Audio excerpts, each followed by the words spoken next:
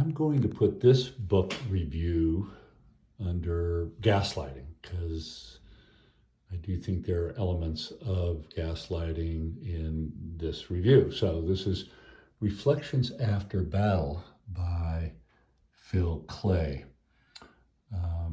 The book is entitled Uncertain Ground.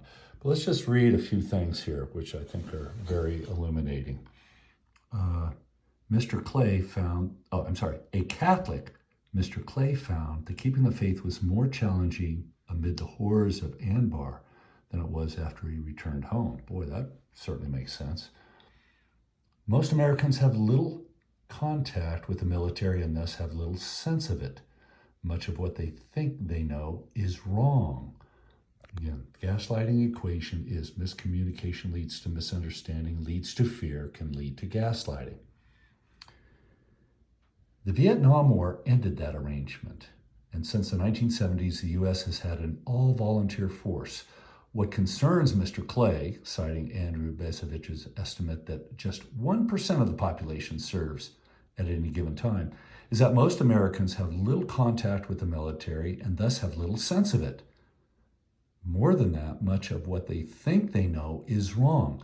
They overestimate, for instance, the prevalence of post-traumatic stress disorder among today's veterans. I can see that being a problem, yeah.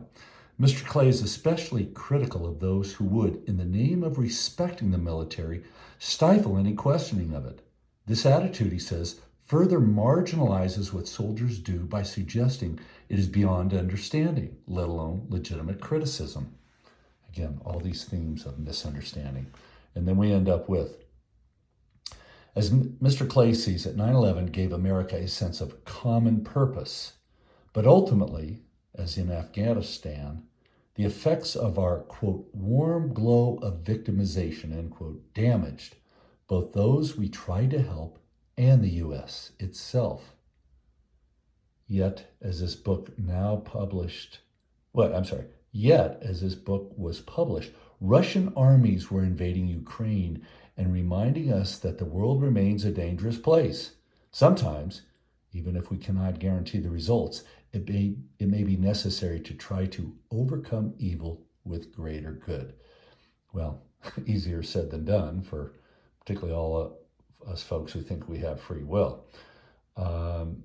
We'll have wars until, an asteroid ends us on this planet.